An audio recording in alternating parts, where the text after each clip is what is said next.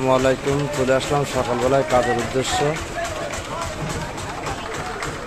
এই যে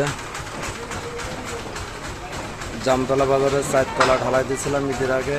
এখন ওই পাশে সিঁড়িঘরে ছাদ হবে। মানুষকে নিয়ে কখন হাসি ঠাট্টা বা অহংকার করতে নেই। যিনি মেশিন চালাচ্ছেন উনি আমার কাজের উস্তাদ। আমি আমার জীবনে প্রথম ওনার সাথে কাজে যাই, এই লিভারি কাজে। উনি আমার মাথায় খোয়ার হাঁড়িতে ঝুড়ি তুলি দিয়েছেন, অথচ আজকের ওনার কাজ ছিল না। আমার মেশিনে কাজে এসে যত উস্তাদ মানুষ তাকে বললাম, ভাই আপনি মেশিন চালাই দেন, কারণ আমারও ড্রাইভার ছিল ওখানে।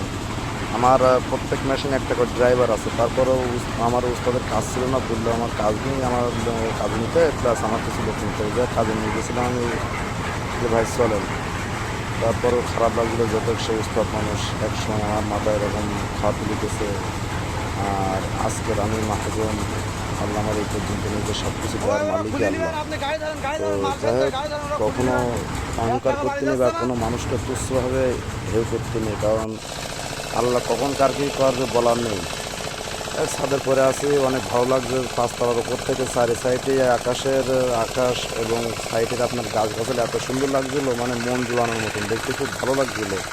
কারণ আপনার একটা গাছ হয় 4 তলা পর্যন্ত, 4 তলা উঁচু আছে, তার উপর আর না 5 তলার উপর থেকে মনে হচ্ছে গাছগুলো খুব ছোটো ছোটো, আর দেখতেও অনেক ভালো লাগছিলো। তারপর অনেক রোদের তাপ ছিল, মানুষজন কাজ করছে, খারাপও লাগছে যে আসলে এত রোদ তাপের ভিতরে তো কাজ করা যায় না।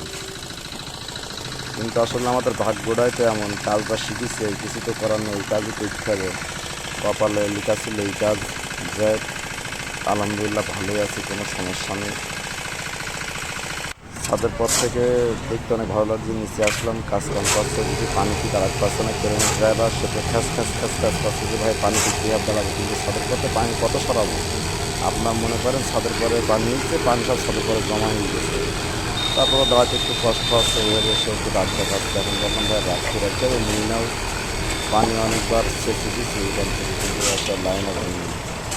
তো যাক কাজ চলছে।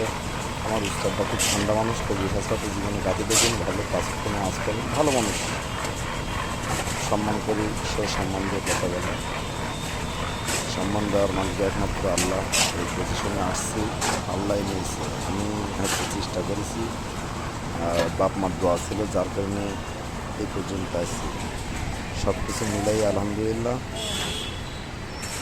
তো আপনারা ঢালাই কাজ দেখতে থাকুন এবং ভালো থাকবেন সবাই।